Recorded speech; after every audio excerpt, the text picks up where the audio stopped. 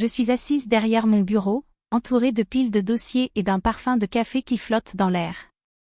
Le soleil parisien filtre à travers les rideaux, créant des ombres dansantes sur le sol. La porte de mon bureau s'ouvre lentement, et un homme entre. Il est grand, avec des cheveux bruns soigneusement coiffés en arrière et un costume impeccable. Je le reconnais immédiatement, Antoine Lefebvre, un homme d'affaires respecté dans la ville. Son visage est marqué par l'inquiétude. « Bonjour, Laura », dit-il d'une voix un peu tremblante. « Merci de me recevoir. »« Bien sûr, Antoine. »« Qu'est-ce qui vous amène ici ?» je réponds, en lui faisant signe de s'asseoir. Il prend place, les mains jointes sur ses genoux. « C'est à propos de ma femme, Camille. J'ai des raisons de croire qu'elle me trompe. » Je fronce les sourcils. « Qu'est-ce qui vous fait penser cela ? » Elle est distante, différente. Elle passe beaucoup de temps à s'entraîner au tennis avec son coach, Julien. Je ne peux m'empêcher de penser qu'il se passe quelque chose entre eux. Son regard est empreint de douleur. Je prends une profonde inspiration. Avez-vous des preuves concrètes, ou est-ce juste un pressentiment ?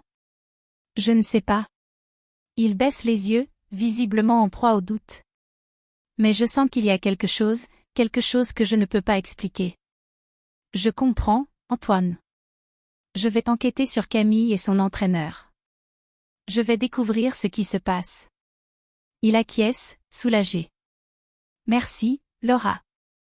J'ai besoin de savoir la vérité. Après son départ, je me plonge dans mes pensées. La vie de Camille, sa routine de tennis, tout cela me semble déjà un mystère à résoudre. Je décide de me rendre au club de tennis dès le lendemain, observer les interactions, essayer de comprendre cette complicité que Antoine a mentionnée. Le lendemain, je me rends au club, caché derrière mes lunettes de soleil. Camille est là, en train de s'échauffer, son sourire radieux illuminant le terrain.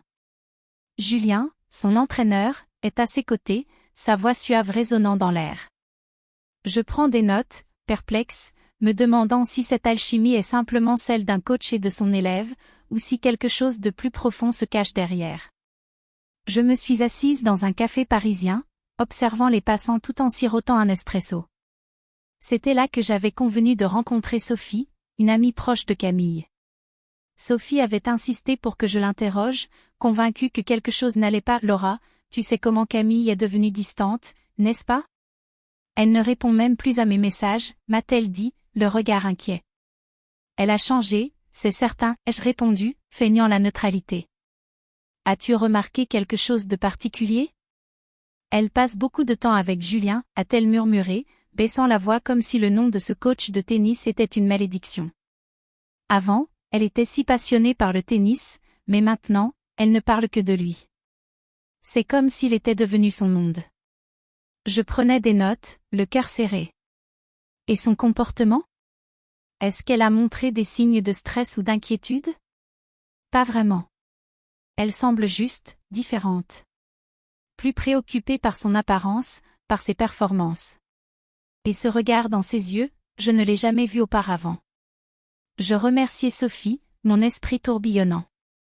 Les mots de Sophie résonnaient en moi comme une mélodie sinistre, chaque note soulignant la distance croissante entre Camille et Antoine.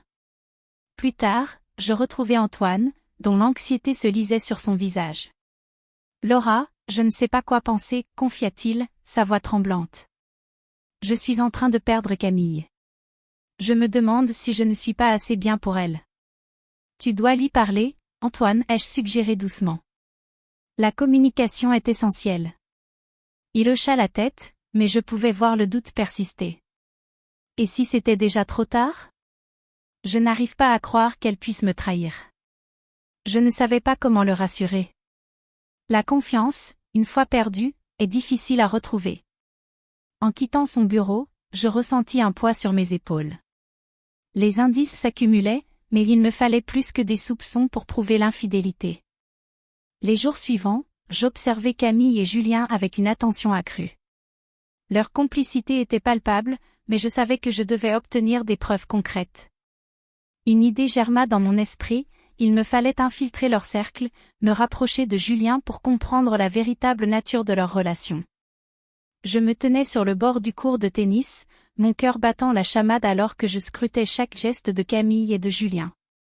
Le tournoi était en plein essor, et l'énergie électrisante des spectateurs remplissait l'air. Camille avait l'air radieuse, mais je ne pouvais m'empêcher de remarquer la complicité troublante qu'elle partageait avec son entraîneur. Lorsqu'il lui murmura quelque chose à l'oreille, je frissonnais. Qu'est-ce qui se passe entre eux, pensais-je. Je sortis mon carnet de notes, essayant de masquer ma tension. Regarde là, Laura, concentre-toi, me dis-je. Mais chaque sourire échangé entre eux me déstabilisait davantage. À la fin d'un échange, Camille leva les yeux vers Julien, et lui fit un clin d'œil. Mes instincts de détective se réveillèrent.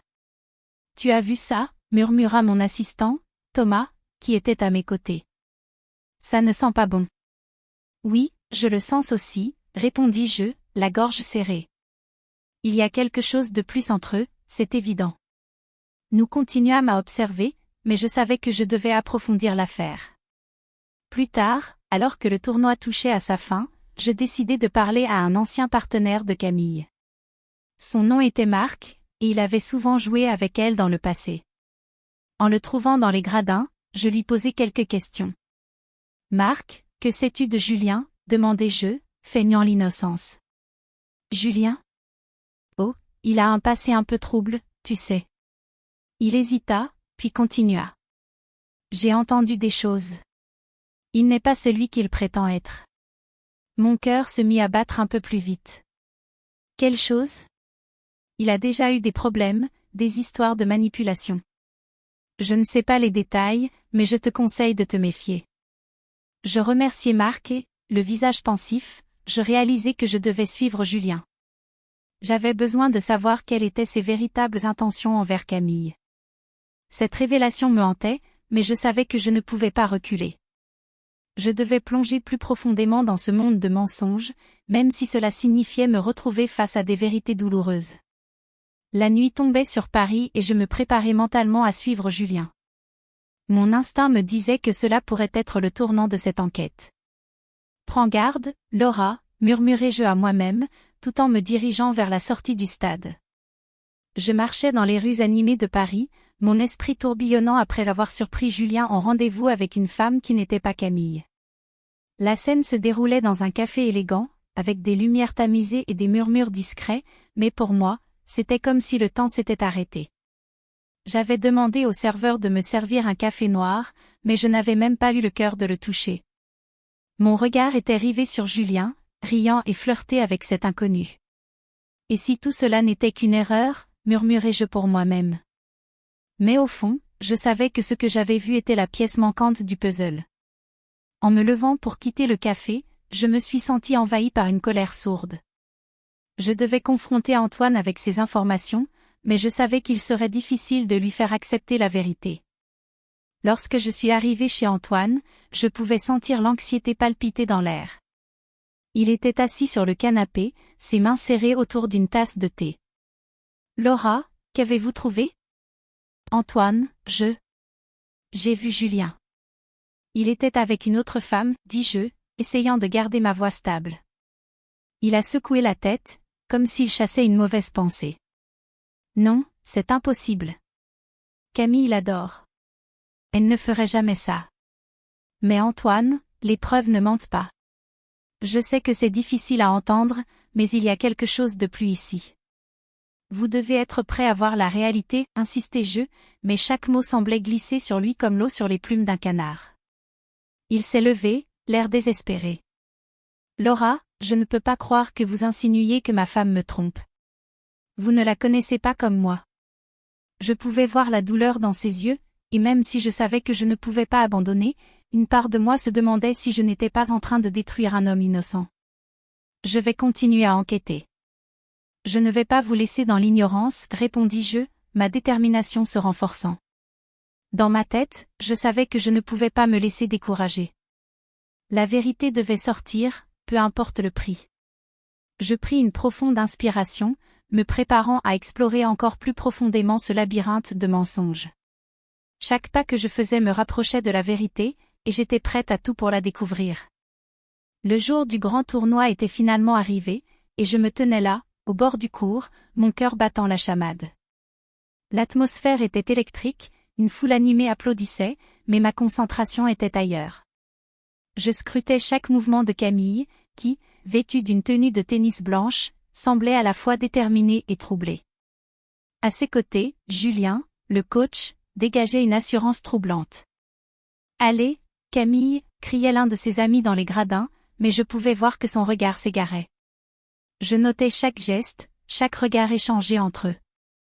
Une tension palpable flottait dans l'air. À chaque point qu'elle perdait, je voyais son visage se décomposer un peu plus. « Qu'est-ce qui se passe, Camille ?» murmurai-je pour moi-même, frustré de ne pas pouvoir lui tendre la main.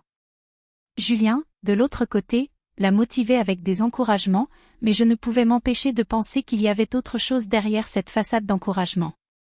Alors que le match avançait, je remarquai des signes de nervosité chez Camille. Elle se frotta les mains sur sa jupe, et son regard fuyait, trahissant une préoccupation qui n'avait rien à voir avec le score. La foule se levait pour applaudir un coup gagnant, mais je savais, au fond de moi, que quelque chose n'allait pas. Puis, au moment où Camille s'apprêtait à servir, mon téléphone vibra dans ma poche. Je le sortis, le cœur serré.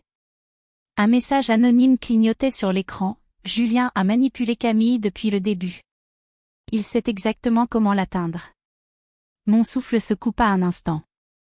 Qui était cette personne? Que savait-elle vraiment? À ce moment précis, le regard de Camille croisa le mien. Une fraction de seconde où tout semblait suspendu. Elle avait besoin de moi, et pourtant, je ne savais pas comment l'aider sans détruire ce qu'elle avait construit. La vérité était là, à portée de main, mais le poids de cette révélation pesait lourd sur mes épaules. Je réalisais alors que je devais prendre une décision décisive, que chaque seconde comptait. Je me tenais là, juste après le match, le cœur battant à tout rompre. La tension dans l'air était palpable alors que je faisais face à Julien. Ses yeux, d'un bleu perçant, étaient à la fois séduisants et menaçants. Je pouvais sentir l'adrénaline pulser dans mes veines. « Julien, nous devons parler », dis-je, ma voix ferme malgré la nervosité qui sourdait en moi. Il esquissa un sourire, mais je pouvais lire dans son expression qu'il savait que quelque chose n'allait pas. « Parler de quoi, Laura ? Je suis juste un entraîneur dévoué à sa joueuse. »« Ne joue pas à ce jeu avec moi, » rétorquai-je, le défiant du regard. « Je sais que tu as plus d'influence sur Camille que tu ne le laisses paraître. » Julien se redressa, son attitude décontractée commençant à se fissurer. « Qu'est-ce que tu veux dire par là ? Je sais que tu l'as manipulée, que tu as creusé un fossé entre elle et Antoine. Pourquoi ? Qu'est-ce que tu espères accomplir ? Tu n'as aucune idée de ce qui se passe vraiment, dit-il, sa voix se faisant plus sombre.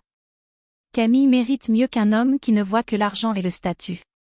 Je secouai la tête, décidé à ne pas me laisser entraîner dans son jeu, et toi, qui es-tu pour décider de ce qui est mieux pour elle ? À ce moment-là, Antoine surgit, le visage marqué par l'angoisse. Laura, qu'est-ce qui se passe ici ? Je me retournai vers lui, réalisant qu'il avait entendu notre échange. Antoine, je... Ne lui cache rien, Laura, s'exclama-t-il, le ton de sa voix trahissant une douleur profonde. Est-ce vrai, Julien ? Est-ce que tu as manipulé Camille ? Julien leva les mains, feignant l'innocence. Antoine, il ne s'agit pas de ça. Ne mens pas, cria Antoine, sa colère éclatant comme un orage. Je veux la vérité, maintenant. La confrontation était électrique, et je pouvais sentir que la situation allait prendre une tournure inattendue. C'est alors qu'Antoine, d'un air décidé, fit un pas en avant. Julien, je sais qui tu es vraiment. Je sais que tu es mon frère, que tu as voulu détruire ma vie depuis le début. Le silence qui suivit était assourdissant. Julien, déstabilisé, ne parvint qu'à balbutier. Non, tu ne peux pas dire ça. Je peux et je le fais, répondit Antoine, son regard maintenant rempli de détermination. Je vais mettre fin à cette mascarade. À cet instant, je réalisai que la justice avait enfin un visage. Bien que la vérité fût douloureuse, elle était aussi libératrice. Antoine, enfin conscient des trahisons qui l'entouraient, pouvait avancer sans chaîne. Quant à Julien, je savais que son temps était compté. La police ne tarderait pas à arriver.